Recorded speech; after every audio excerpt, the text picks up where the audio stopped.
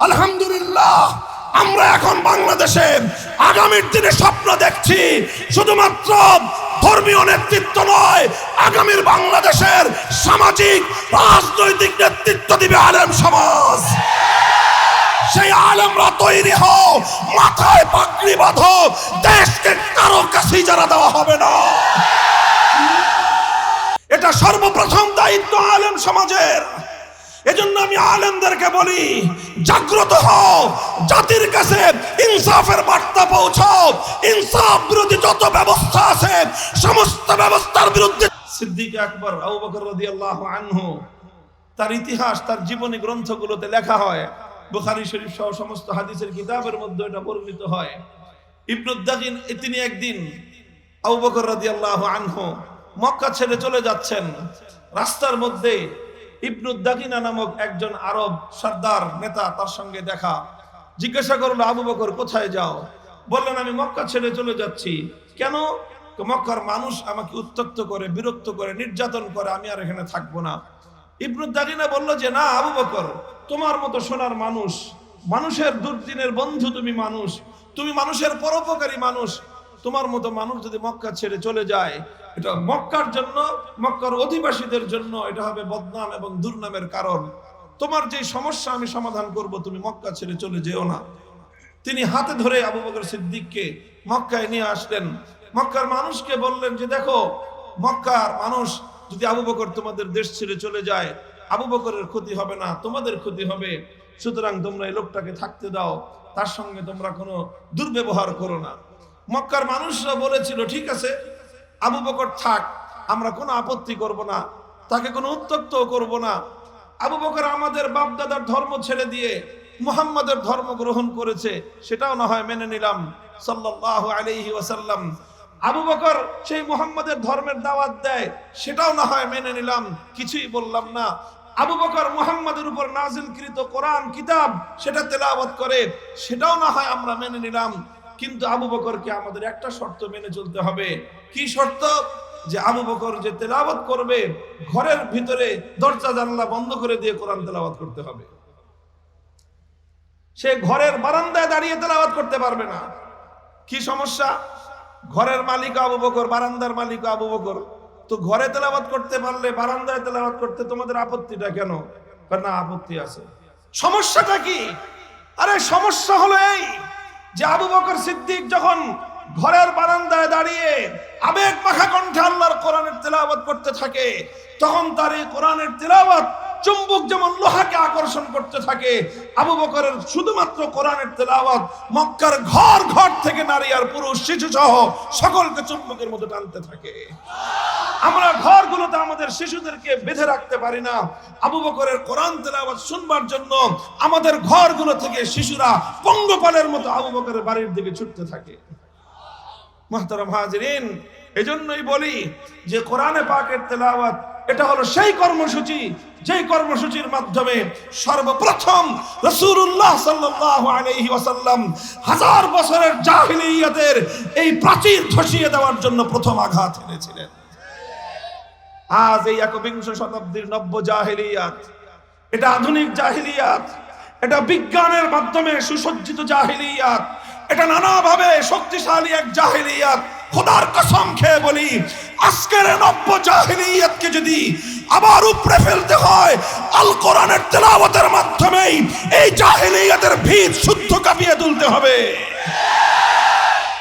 ঘরে ঘরে কোরআন তেলাওয়াতের গুঞ্জরণ শোনাও, ঘরে ঘরে আল্লাহর কোরআনের তেলাওয়াতের আয়োজন করো। মুসলমানদের সন্তানদের হৃদয়ে হৃদয়ে আল্লাহর কোরআনের তেলাওয়াতের আলো জ্বালিয়ে দাও। আমার বাচ্চারা, ছেলেরা, মেয়েরা আমাদের, তারা পাড়ায় পাড়ায়, মহল্লায় মহল্লায় কোরআনের তেলাওয়াত গুঞ্জরণ ছড়িয়ে দিক। প্রতিটি ঘরে ঘরে আল্লাহর কোরআনের তেলাওয়াত গুঞ্জরিত হোক। ইনশাআল্লাহ সমস্ত জাহিলিয়াত নির্বাপিত হয়ে যাবে, টিকতে পারবে না ইনশাআল্লাহ। ইয়াতলু আলাইহিম আয়াতিহি, আল্লাহর কোরআনে পাকের তেলাওয়াতের মধ্যে আমার আল্লাহ পাক রব্বুল আলামিন নিজে সেই শক্তি রেখেছেন, সেই প্রভাব রেখেছেন।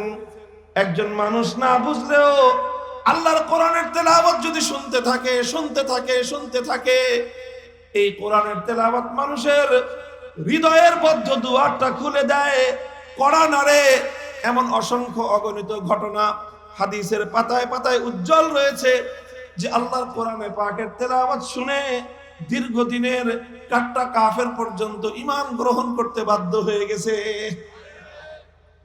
মুহতারাম হাজিরিন, কোরআনে পাকের এই তেলাওয়াতের কর্মসূচি সমাজে যেইভাবে থাকা দরকার সেইভাবে নাই। যতটুকু আছে তার সবচেয়ে বড় অবদান এদেশের মক্তবগুলো, হিফজখানাগুলো। কথা বলেন ঠিক না বেঠিক? বিশেষ করে কওমি মাদ্রাসার মক্তব বিভাগ, হিফজখানা এ জাতির সোনার সন্তান তৈরি করে।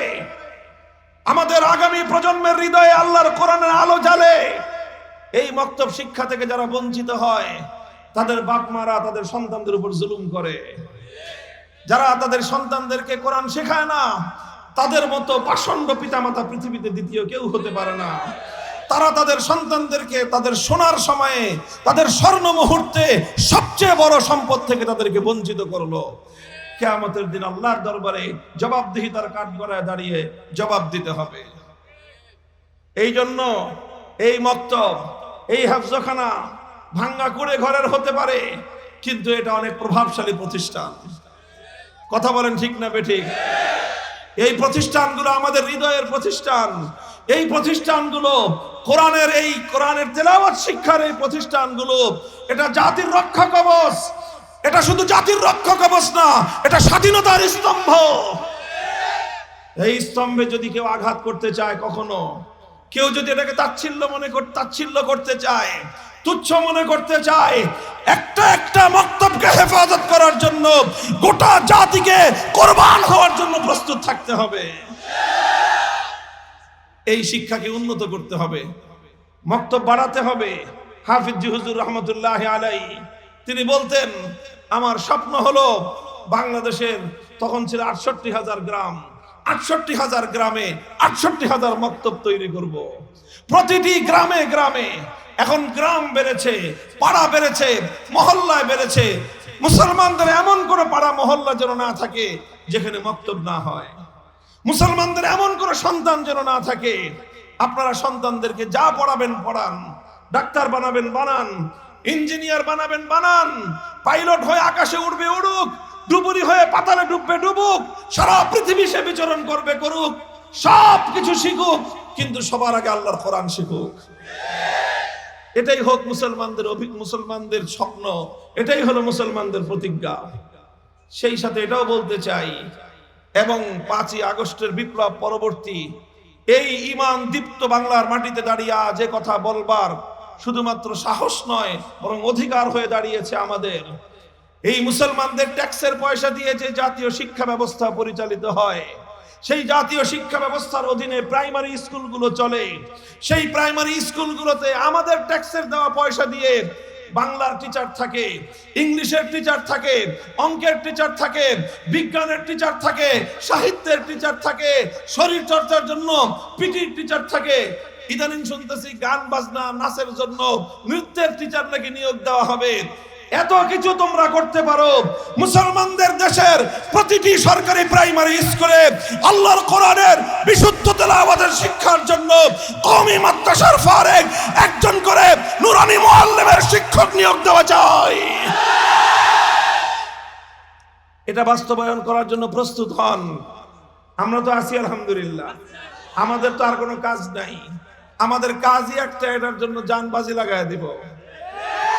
যারা এলাকার অন্যান্য এলাকাবাসী, দেশবাসী, শিক্ষাবিদ, স্কুল কলেজের শিক্ষক, ভার্সিটির শিক্ষক বৃন্দ, ম্যানেজিং কমিটির শিক্ষক বৃন্দ, তারপরে যারা রাজনৈতিক নেতৃবৃন্দ আছেন, প্রশাসনিক কর্মকর্তা আছেন, আমাদের কথাগুলো সময় মতো কানে তুলেন, ভালো হবে আপনাদেরও দেশেরও।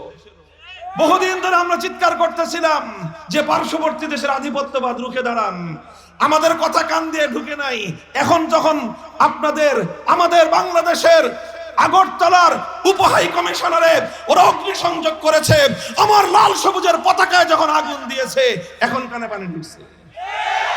এখন আমাদেরকে ডাক দেন ঐক্যের জন্য, অথচ আমরা 50 বছর ধরে এই আধিপত্যবাদের বিরুদ্ধে দেশের স্বাধীনতাকে রক্ষা করার জন্য আমরা কথা বলে এসেছি। একটা কথা মনে রাখবেন, মনে না মুখস্থ করে রাখবেন, বাংলাদেশের স্বাধীনতা এবং ইসলাম এক সূত্রে গাঁথা। এদেশে ইসলাম যদি না থাকে স্বাধীনতা বিপন্ন হবে। কাজেই বাংলাদেশের স্বাধীনতার পক্ষ আর বিপক্ষ কারা, এর মানদণ্ড হলো যারা ইসলামের বিপক্ষে তারা স্বাধীনতার বিপক্ষে, যারা ইসলামের পক্ষে তারাই স্বাধীনতার পক্ষে। কাজেই বাংলার মাটিতে সকল স্বাধীনতার সপক্ষের শক্তি ঐক্যবদ্ধ হয়ে ইসলাম বিরোধী শক্তির বিরুদ্ধে দুর্ভেদ্য দেয়াল তৈরি করো, বাংলাদেশের স্বাধীনতা অক্ষুণ্ণ থাকবে।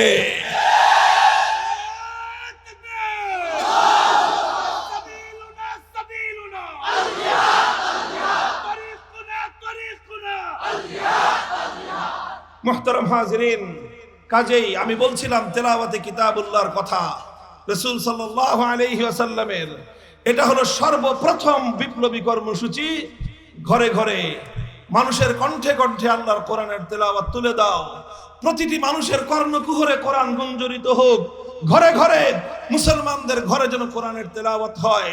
মুসলমানদের ঘরগুলোতে রাতের অন্ধকার যেন আল্লাহর কোরআনের তেলাওয়াতের দ্বারা আলোকিত হয়।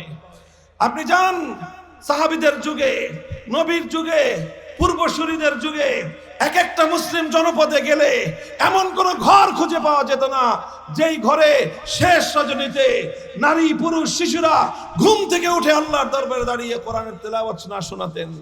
আর আজ ঘুরেন মুসলমানদের পাড়া মহল্লাগুলোতে রাত 12টা 1টা 2টো পর্যন্ত প্রতিটি মুসলমানের ঘর থেকে একটা আওয়াজ আসবে। সেই আওয়াজ হলো কোনো টেলিভিশনের কোনো নাটকের আওয়াজ, না হয় কোনো বিদেশি চ্যানেলের দুর্বেদ্যম মারাত্মক ধরনের ভয়ঙ্কর প্রকৃতির বাদ্যের আওয়াজ, গান বাজনার আওয়াজ দ্বারা আজকে মুসলমানদের সমাজ অভিশপ্ত হয়ে উঠেছে। পরিবর্তন আনার চেষ্টা করতে হবে। কথা বলেন ঠিক না বেঠিক? ইয়াতলু আলাইহিম আয়াতি, আল্লাহর পয়গম্বরের সমাজ বিপ্লবের প্রথম কর্মসূচি ছিল আল্লাহর কোরআনের তেলাওয়াত শিক্ষা দেওয়া। 2 নম্বর কর্মসূচি ওয়া ইউআল্লিমুহুল কিতাব, কোরআনে পাকের যেই তেলাওয়াত তিনি শিক্ষা দিলেন, তেলাওয়াত শিক্ষা দিয়েই আল্লাহর পয়গম্বরের দায়িত্ব খতম হলো না। তার দ্বিতীয় কর্মসূচি হলো কোরআনে পাকের মর্ম বোঝানো, কোরআনের অর্থ বোঝানো, কোরআনে পাকের ব্যাখ্যা এবং তাফসীর বোঝানো। এটা ছিল রাসূলুল্লাহ সাল্লাল্লাহু আলাইহি ওয়াসাল্লামের 2 নম্বর কর্মসূচি। কোরআনকে বুঝতে হবে, কোরআন বোঝার চেষ্টা করতে হবে, আল্লাহর কোরআনে পাকের মর্মগুলো বুঝতে হবে। উলামায়ে কেরাম চেষ্টা করছেন, অক্লান্ত পরিশ্রম করছেন। দেশের প্রতিটি অঞ্চলে তাফসীরুল কোরআন মাহফিল হয়। উদ্দেশ্য হলো জাতির কাছে কোরআনের বার্তাগুলো পৌঁছে দেয়া। মসজিদে মসজিদে উলামায়ে কেরাম তাফসীর করেন। উদ্দেশ্য হলো সাধারণ মানুষের কাছে কোরআনের বার্তা পৌঁছে দেয়া। উলামায়ে কেরাম তাফসীরুল কোরআন গ্রন্থ লিখেছেন। উদ্দেশ্য হলো মানুষ ঘরে ঘরে বসে বসে আল্লাহর কোরআনের মর্ম বুঝুক। হাক্কানি উলামায়ে কেরাম কোরআনে পাকের অনুবাদ লিখেছেন। উদ্দেশ্য হলো মানুষ অনুবাদটা পড়ে আল্লাহ পাক রব্বুল আলামিন তার বান্দার প্রতি কি বার্তা প্রেরণ করেছেন অন্তত সেই বার্তাটা সে ব্যাখ্যা ছাড়া হলেও একবার বুঝুক। ও মুসলমান, বড় আশ্চর্যের একটা প্রশ্ন হলো এই, বড় হৃদয় বিদারক একটা প্রশ্ন হলো এই, এ জাতির মধ্যে অসংখ্য অগণিত মানুষ এমন পাওয়া যাবে তার এই ছোট্ট জীবনে হাজার হাজার পৃষ্ঠার নভেল পড়েছে, হাজার হাজার পৃষ্ঠার উপন্যাস সে পড়েছে, হাজার হাজার পৃষ্ঠার ইতিহাস গ্রন্থ সে পড়েছে, হাজার হাজার পৃষ্ঠার বিজ্ঞানের গ্রন্থ সে পড়েছে, কিন্তু একজন double MA, triple MA doctorate সম্পন্ন একজন উচ্চ শিক্ষিত মানুষকে যদি জিজ্ঞাসা করেন আল্লাহর কোরআনের সূরাতুল ফাতিহা থেকে সূরা নাস পর্যন্ত পূর্ণ কোরআনে পাকটার একবার অনুবাদ পড়া হয়েছে কিনা, আল্লাহ তোমাকে কি বার্তা দিলেন, তোমার সৃষ্টিকর্তা মহান রব্বুল আলামিন, জগৎ সমূহের সৃষ্টিকর্তা মহান দয়ালু, অসীম দয়ালু, তোমাকে লক্ষ্য করে কি বার্তা তিনি পাঠালেন একটা বার কি অন্তত একটু বুঝে পড়বার চেষ্টা করেছো? অধিকাংশ মানুষ মাথায় চুলকাবে, সারা দুনিয়া তার পড়া শেষ, হিন্দি সিন্দি অনেক কিছু পড়েছে, কিন্তু আল্লাহর কোরআনটা অন্তত শুরু থেকে শেষ পর্যন্ত একবার অনুবাদ পড়বার সৌভাগ্য হয় নাই। পোড়া কপালি মুসলমান, আল্লাহর কোরআনটাকে একবার তুমি অন্তত পড়ো, একবার বুঝবার চেষ্টা করো, কোরআনের তেলাওয়াত শুদ্ধ করো, তারপরে একবার অন্তত কোরআনে পাকের অনুবাদটা পড়ো। কোরআন তোমাকে কি বলতে চায়, তোমার রব তোমার কাছে কি বার্তা পাঠিয়েছেন? কোন সন্তান মায়ের পাঠানো চিঠি না পড়ে থাকতে পারে না, কোন স্ত্রী তার স্বামীর পাঠানো চিঠি না পড়ে থাকতে পারে না, কোন বন্ধু তার বন্ধুর পাঠানো বার্তা চিঠি না পড়ে থাকতে পারে না। ও মাখলুক, তুমি তোমার সৃষ্টিকর্তা খালেকের পাঠানো এই কোরআনের বার্তাটা তুমি একবার অন্তত বুঝবার চেষ্টা করলে না। তুমি নিজে বুকে হাত দিয়ে রবের কৃতজ্ঞ বান্দা না, তুমি তোমার রবের বিশ্বাসঘাতক বান্দা। তুমি গাদ্দারি করেছ, এখনো সময় আছে, তওবা করো, জীবনটা পরিবর্তন করার চেষ্টা করো। আল্লাহর কোরআনকে সূরা ফাতিহা থেকে সূরা নাস পর্যন্ত বিশ্বস্ত গ্রহণযোগ্য একজন হক্কানি আলেমের লিখিত একটা কোরআনের অনুবাদ সংগ্রহ করে একটা বার অন্তত কোরআনের তেলাওয়াত করো আর কোরআনের অনুবাদটা পড়ো। আল্লাহর শপথ করে বলতে পারি, এই কোরআন তোমার জীবনের মধ্যে পরিবর্তন আনার জন্য যথেষ্ট হয়ে যাবে। এই জন্য কোরআনের অর্থ বুঝতে হবে, কোরআনের মর্ম বুঝার চেষ্টা করতে হবে। আলহামদুলিল্লাহ, আমাদের এই যে মাদ্রাসাগুলো, কওমি মাদ্রাসা, প্রায় 5 বছর বা তার চেয়ে বেশি সময় আমাদের পরিশ্রম হয় কোরআনে পাকের প্রথম কর্মসূচি তেলাওয়াত শেখানোর জন্য। 2 বছরের মক্তব, 3 বছরের হিফজ বা আরেকটু বেশি, 5 থেকে 6 বছর লাগে একটা বাচ্চাকে আমরা 6 বছরের কোর্সের মাধ্যমে কোরআনের তেলাওয়াত শেখাই। এরপরে 10 বছরের আরেকটা লং কোর্সের মাধ্যমে আমরা আমাদের শিক্ষার্থীদেরকে কোরআনের মর্ম শিখাই, কোরআনের ব্যাখ্যা এই পরিমাণ শিক্ষা দেই যে সে নিজেও তো কোরআন বুঝতেই পারে, গোটা জাতিকে কোরআন বোঝানোর জন্য সে দক্ষতা এবং যোগ্যতা অর্জন করে জাতির খেদমতে নিয়োজিত হয়। কথা বলেন ঠিক না বেঠিক? মাদ্রাসা সিলেবাসের প্রশ্ন তুললে, শিক্ষা ব্যবস্থা নিয়ে প্রশ্ন তুললে কিছু মানুষের শরীরের মধ্যে অ্যালার্জির চুলকানি শুরু হয়। বলে মাদ্রাসার মধ্যে এটা ঢুকাও, ওইটা ঢুকাও, বিজ্ঞান শিখাও, সাহিত্য শিখাও, আগ্রম বাগ্রম দুনিয়ার সবকিছু শিখাও। কেন? আমরা যে আল্লাহর কোরআন এবং নবীর সুন্নাহ আদ্যপান্ত শিক্ষা গ্রহণ করছি, হাজার হাজার 1400 বছরের মুসলমানদের ইতিহাস এবং ঐতিহ্য আমরা যে আমাদের সন্তানদেরকে শিক্ষা দিয়ে গোটা উম্মতের কাছে 1400 বছরের মুসলমানদের জ্ঞান সাধনা জাতির কাছে আমরা উপস্থাপন করছি, এটা কি একটি জাতির জন্য জাতীয় খেদমত হিসেবে যথেষ্ট ছিল না? আল্লাহ পাক বুঝবার তৌফিক দান করেন। দ্বিতীয় খেদমত হলো তালিমে কিতাব, ওয়া ইউআল্লিমুহুমুল কিতাব। আল্লাহর পয়গম্বর মুহাম্মদুর রাসূলুল্লাহ সাল্লাল্লাহু আলাইহি ওয়াসাল্লাম উম্মতকে, আল্লাহর বান্দাদেরকে আল্লাহর কিতাবের তালিম দিয়েছেন, অর্থাৎ কোরআনে পাকের মর্ম বুঝিয়েছেন, তাফসীর বুঝিয়েছেন, কোরআনে পাকের ব্যাখ্যা বুঝিয়েছেন, কোরআনের শিক্ষা বুঝিয়েছেন। এরপরে আসে 3 নম্বর দায়িত্ব আল্লাহর পয়গম্বরের, ওয়া ইউআল্লিমুহুমুল কিতাব ওয়াল হিকমা। ওয়া ইউআল্লিমুহুমুল কিতাব ওয়াল হিকমা, ওয়া ইউআল্লিমুহুমুল হিকমা। আল্লাহর পয়গম্বরের 3 নম্বর দায়িত্ব হলো তালিমে হিকমত। 3 নম্বর কি? তালিমে হিকমা। তালিমে হিকমা জিনিসটা কি? হাকিমুল ইসলাম কারি তাইয়্যিব সাহেব রহমতুল্লাহি আলাইহি, মুফতি আজম মুফতি শফি রহমতুল্লাহি আলাইহি সহ কোরআনে পাকের অনেক ব্যাখ্যাকারগণ তালিমে হিকমতের যে অর্থ এবং তার যে ব্যাখ্যা করেছেন সেটা হলো এই।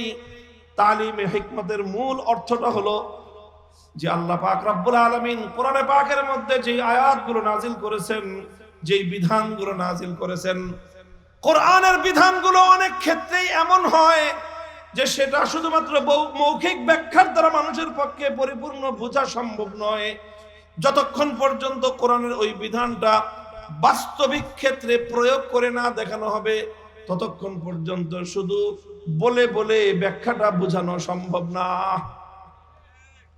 কোরআনের অনেক বিধান এমন আছে, আল্লাহর কোরআনের অনেক আয়াত এমন আছে, শুধু এটা বলে ব্যাখ্যা করলে বোঝা যাবে না, বরং প্র্যাকটিক্যাল দেখাতে হবে।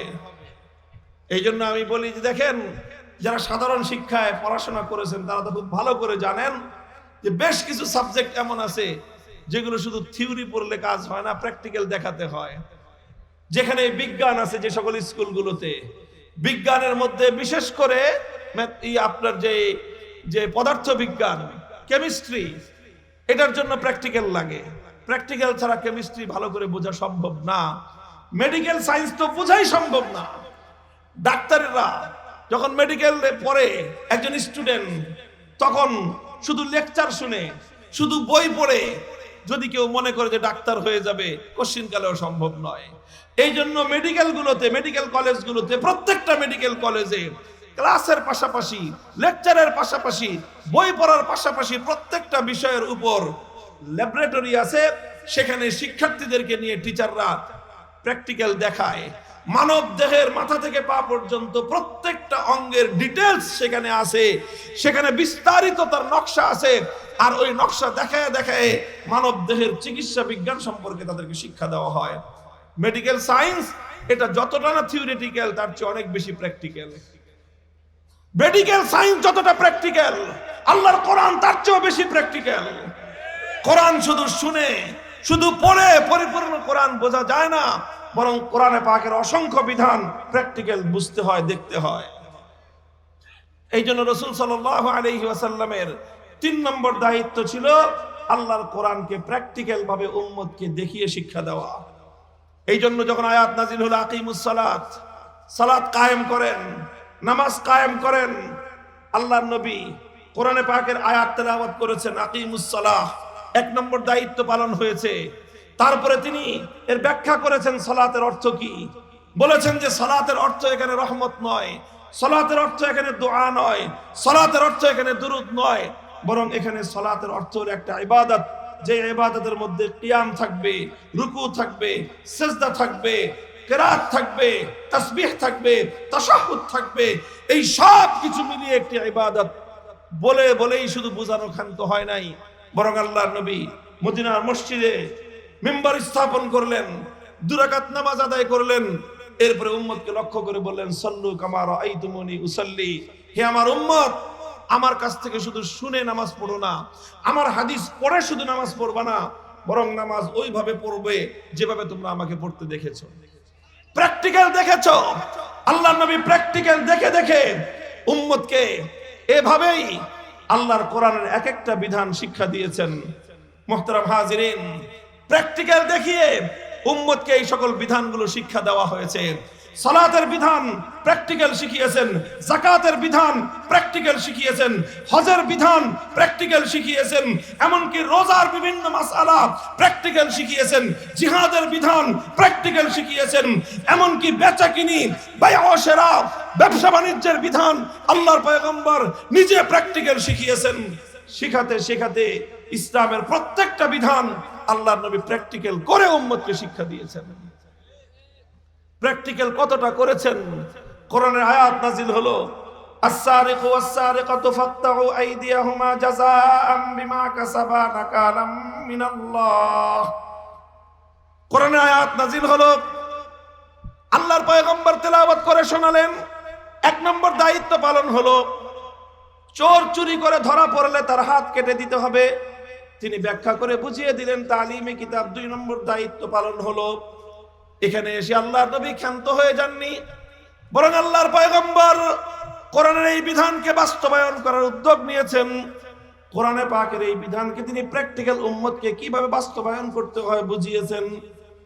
বুখারী শরীফ সহ হাদিসের কিতাবগুলোর মধ্যে ঘটনা বর্ণিত হয়, আল্লাহর নবী যখন মক্কা বিজয় করলেন, মক্কার মধ্যে একটা অপরাধ সংগঠিত হলো, চুরির ঘটনা।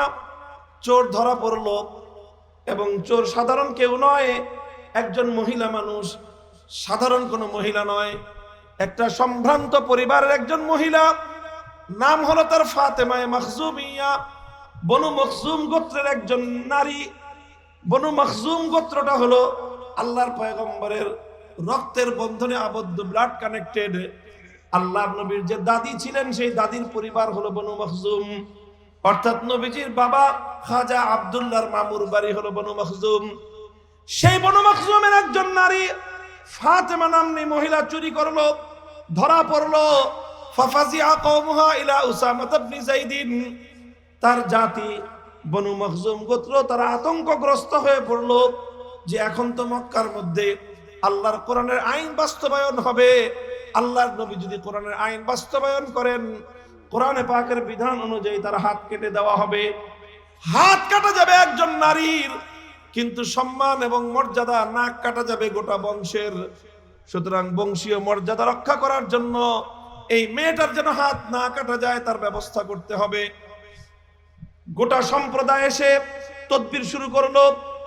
উসামা ইবনে যায়েদ আল্লাহর পয়গম্বরের অত্যন্ত প্রিয় ভাজন, আস্থাভাজন, স্নেহভাজন উসামাকে এসে তারা ধরলো যে উসামা, নবীজি তোমার দাদা লাগে, তুমি নবীজির পালক পুত্র যায়েদের ছেলে, তোমাকে আল্লাহর নবী অনেক ভালোবাসেন, তুমি যাও নবীজিকে গিয়ে বলো ঘটনাটা এই, তিনি যেন মেয়েটার হাত না কাটেন, কারণ এই মেয়েটার সঙ্গে স্বয়ং আল্লাহর নবীর আত্মীয়তার এবং রক্তের সম্পর্ক।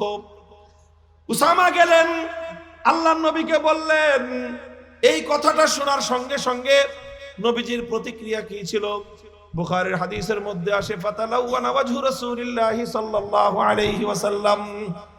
কথাটা শুনে আল্লাহর নবী রাগান্বিত হয়ে উঠলেন, এতটাই রাগে অগ্নিশর্মা হয়ে উঠলেন, আমার নবীর চেহারার রং লাল বর্ণ ধারণ করলো।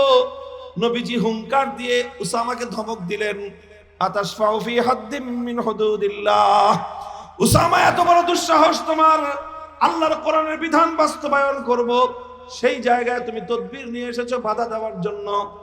খবরদার, হুঁশিয়ার করে দেই, আর কোনদিন এমন তদবির নিয়ে তুমি যেন আমার কাছে হাজির না হও। আল্লাহর পয়গম্বর বুঝতে পারলেন উসামা একা সামনে এসেছে, কিন্তু বিষয়টা শুধু উসামার একার নয়, বরং এই বিষয়টার সঙ্গে গোটা কুরাইশ জাতি, বনু মখজুম গোত্র সম্পৃক্ত। নবীজি বুঝলেন শুধু উসামাকে ধমক দিলে হবে না, গোড়া থেকে সংশোধন করতে হবে। আল্লাহর পয়গম্বর ঘোষণা দিলেন, জাতির উদ্দেশ্যে তিনি ভাষণ দিবেন। নবী আকরাম সাল্লাল্লাহু আলাইহি ওয়াসাল্লাম, ফালাম্মা কানাল আশিয়্যু কামা রাসূলুল্লাহ সাল্লাল্লাহু আলাইহি ওয়াসাল্লাম, বিকাল বেলায় আসরের নামাজের পরে আল্লাহর নবী বাইতুল্লাহর সামনে দাঁড়ালেন। কাবা শরীফের চত্বরে মক্কার লোকজন জড়ো হলো। আল্লাহর নবী জাতির উদ্দেশ্যে বক্তব্য দিলেন। আল্লাহর নবী বললেন যে দেখো, ইন্নামা হালাকা মান কানা ক্বাবলাকুম ইযা সারাকা ফীহিমুদ দাঈফ আকামু আলাইহিল হাদ ওয়া ইযা সারাকা ফীহিমুশ শরীফ তারাকুহ। আল্লাহ পাক রব্বুল আলামিন পৃথিবীর অনেক জাতিকে ধ্বংস করে দিয়েছেন। কি ছিল তাদের অপরাধ? অপরাধ একটাই ছিল, যখন তাদের মধ্যে কোনো সম্ভ্রান্ত মানুষ, কোন প্রভাবশালী মানুষ, শক্তিমান মানুষ যখন অপরাধ করত, তখন সেই শক্তিমান মানুষের উপর কোনো বিচার ব্যবস্থা কায়েম করা হতো না। কোন শিল্পপতি চুরি করেছে, অপরাধ মাফ। রাজনৈতিক নেতা, ক্ষমতাবান মানুষ অন্যায় করেছে, কোনো শাস্তি নাই। মন্ত্রীর দুলাভাই, এমপির শালা অপরাধ করেছে, শাস্তি নাই।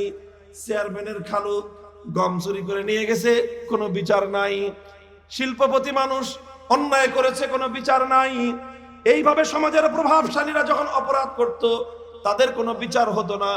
আর ওই একই অপরাধ যখন কোনো দুর্বল মানুষ করত, কোনো খেটে খাওয়া মানুষ, কৃষক, শ্রমিক, রিক্সাওয়ালা, ঠেলা গাড়ি চালক, ভ্যান চালক, নৌকার মাঝি, রাস্তার টোকাই, এই শ্রেণীর দুর্বল মানুষ যখন ওই একই অপরাধ করত, আকামু আলাইহিল হাদ্দা, তখন তার উপর আইনের শাসন 100 ভাগের জায়গায় 200 ভাগ কায়েম করত। নবীজি বলেন, এই যে বৈষম্য, এই যে বৈষম্য, নিজের দলের লোকের জন্য এক বিচার, বিরোধী দলের লোকের জন্য আরেক বিচার, গরিবের জন্য এক বিচার, ধনীর জন্য আরেক বিচার, শক্তিমানের জন্য এক বিচার, আর দুর্বলের জন্য আরেক বিচার। বিচার ব্যবস্থায় যখন বৈষম্য তৈরি হয়, এটা সেই অপরাধ যেই অপরাধের কারণে আল্লাহ পাক গোটা জাতিকে ধ্বংস করে দেন। আপনারা যারা মনে করেন যে ইসলাম তো আসছে শুধু নামাজ, রোজা আর হজ জাকাতের কথা বলবে, আর হুজুররা শুধু মরণের ওয়াজ আর কবরের ওয়াজ, হাসরের ওয়াজ করবে, ধারণা পরিবর্তন করেন। চেঞ্জ ইউর মাইন্ড, আপনাদের মনোভাব পরিবর্তন করেন। মনে রাখবেন, ইসলাম দুনিয়াতে আসবার অন্যতম মৌলিক লক্ষ্য হলো সমস্ত বৈষম্যের দেয়াল ভেঙে গুড়িয়ে দেওয়া। ইসলামের অন্যতম লক্ষ্য হলো ইনসাফ কায়েম করা, ন্যায় বিচার প্রতিষ্ঠা করা, বেইনসাফি আর জুলুমের অবসান ঘটানো। এটাই ইসলামের অন্যতম লক্ষ্য।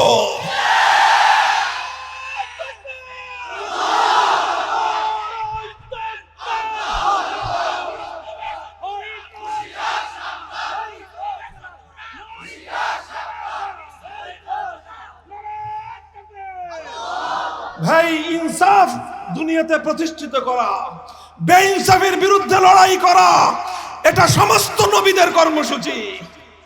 খুলেন কোরআন, কোরআনে পাক সূরাতুল হাদীদ তেলাওয়াত করেন। লাকাদ আরসালনা রুসুলানা বিল বায়িনাত ওয়া আনজালনা মাআহুমুল কিতাবা ওয়াল মিজান লিয়াকুমান নাসু বিল কিসত। আল্লাহর কোরআন বলছে, আমি রাসূল পাঠিয়েছি, সকল রাসূলদেরকে পাঠিয়েছি, সমস্ত কিতাব আমি নাযিল করেছি লিয়াকুমান নাসু বিল কিসতি, যাতে মানব সমাজের মধ্যে ইনসাফ কায়েম হয়, মানুষের সমাজ থেকে যেন বৈষম্য দূর হয়ে যায়। বৈষম্য দূর করা, বৈষম্যের বিলোপ সাধন করা শুধু বৈষম্য বিরোধী ছাত্র নেতৃবৃন্দের দায়িত্ব না, এটা সর্বপ্রথম দায়িত্ব আলেম সমাজের। এজন্য আমি আলেমদেরকে বলি, জাগ্রত হও, জাতির কাছে ইনসাফের বার্তা পৌঁছাও। ইনসাফ বিরোধী যত ব্যবস্থা আছে সমস্ত ব্যবস্থার বিরুদ্ধে যুদ্ধ ঘোষণা করো।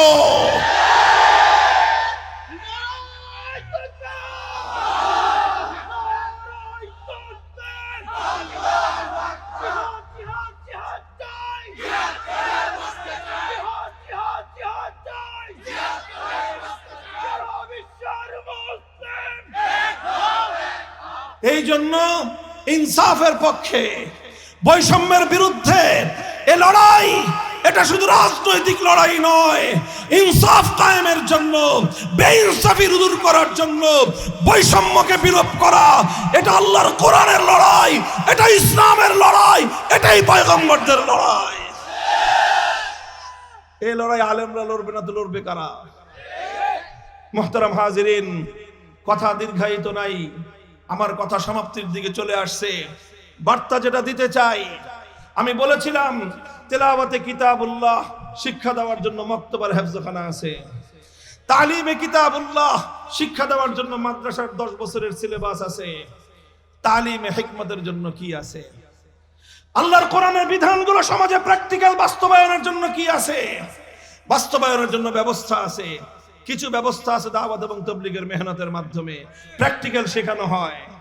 কিছু ব্যবস্থা আছে দাওয়াতুল হক মজলিসের মাধ্যমে, সেখানে আরো কিছু বিষয়ের প্র্যাকটিক্যাল শিক্ষা দেওয়া হয়। আর কিছু বিষয় আছে কোরআনের বিধান, যেই বিধানগুলোর কথা দাওয়াত এবং তাবলীগের মেহনতেও নাই, যেই বিধানগুলোর কথা মজলিসে দাওয়াতুল হকের মধ্যেও নাই। সেগুলো ওই বিধান, যেই বিধানগুলোর সম্পর্ক সমাজের বৃহত্তর পরিসরের সঙ্গে, আল্লাহর কোরআনের সেই সমস্ত আয়াতগুলোর ব্যবস্থা বিধান, যেই বিধানগুলোর দায়িত্ব সমাজের সঙ্গে, রাষ্ট্রের সঙ্গে, রাজনীতির সঙ্গে, প্রশাসনের সঙ্গে, বিচার বিভাগের সঙ্গে, আদালতের সঙ্গে। দুঃখজনক বিষয় হলো সেই কথাগুলো আমরা বলতেও ভুলে গিয়েছি। মুসলমান, আল্লাহর কোরআনের সেই বিধানগুলো সমাজে প্র্যাকটিক্যাল বাস্তবায়ন করার জন্য একটা মেহনত রয়েছে, আর সেই মেহনতের নামই হলো ইসলামী রাজনীতি।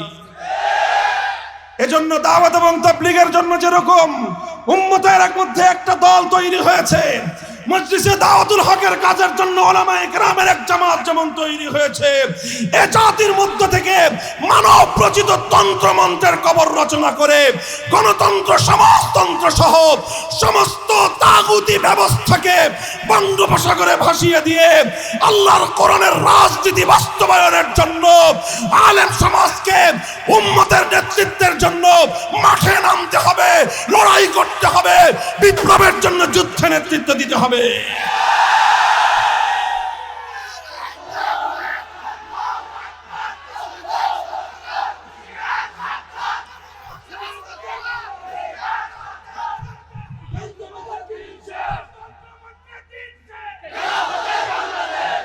একটা কথা বলে ফেলি, আমার আর ডর ভয় নাই। ডর ভয় নাই মানে হলো দুনিয়ার ক্ষমতাবানদেরকে তো ডরাই না, মাশাআল্লাহ, অনেক আগে থেকেই। জন্মসূত্রে ওই ডরের যে আপনার জিন, ওটা নাই, সাইকুল হাদিসের রক্তে ছিল না, ওটা পাই নাই। আলহামদুলিল্লাহ, আরো অনেককেই ডরাই না। এই জন্য বলতেছি এই কথাটা, প্রত্যেকটা দিনের মৌলিক শোবার কাজের জন্য উলামায়ে কেরামের মধ্য থেকে মেধাবীদের এক জামাত তৈরি হয়েছে। যেমনি ভাবে মাকতাব এবং কোরআনের তেলাওয়াতের তালিমের জন্য উম্মতের আলেমদের এক দল মেহনত করতেছে, তারপরে তালিমে কিতাব, কোরআনের ব্যাখ্যা তাফসীর, কোরআনের অর্থ মর্ম বোঝানোর জন্য উম্মতের আরেক দল আলেম তৈরি হয়েছে। তারপরে তালিমে হিকমতের মধ্যে দাওয়াত এবং তাবলীগের মেহনতের জন্য উম্মতের আরেক দল তৈরি হয়েছে আলেম সমাজ। দাওয়াতুল হকের মাধ্যমে কিছু প্র্যাকটিক্যাল শিক্ষা দেওয়ার জন্য উম্মতের আলেমদের আরেকটা দল তৈরি হয়েছে। কিন্তু আফসোস সাদা আফসোস, সেভাবে আল্লাহর কোরআনের আরেকটা গুরুত্বপূর্ণ অংশ রাষ্ট্র রাজনীতির সঙ্গে সম্পৃক্ত যে আয়াতগুলো, সেই আয়াতগুলোর বাস্তব অ্যাপ্লিকেশনের জন্য, বাস্তব প্রয়োগ করার জন্য আলেমদের মধ্যে মেধাবী যোগ্যতা সম্পন্ন একদল চৌকস উলামায়ে কেরাম রাজনীতির মাঠে আসা দরকার।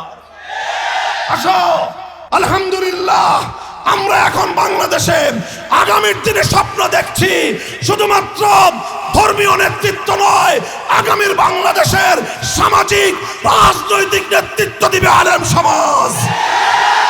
সেই আলেমরা তৈরি হও, মাথায় পাগড়ি বাঁধো, দেশকে কারো কাছেই যারা দেওয়া হবে না।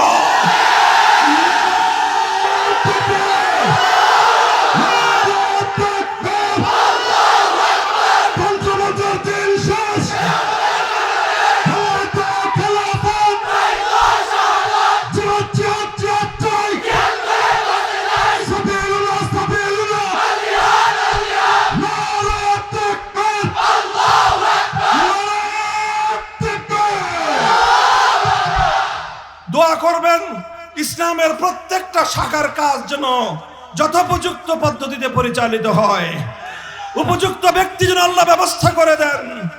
আলেমরা যেন তাকসিমে কারের মাধ্যমে, কর্মবন্টনের মাধ্যমে প্রতিটা সেক্টরের জন্য উপযুক্ত লোক তৈরি করবার জন্য প্রত্যেকটা মাদ্রাসা থেকে পরিকল্পনা থাকা দরকার।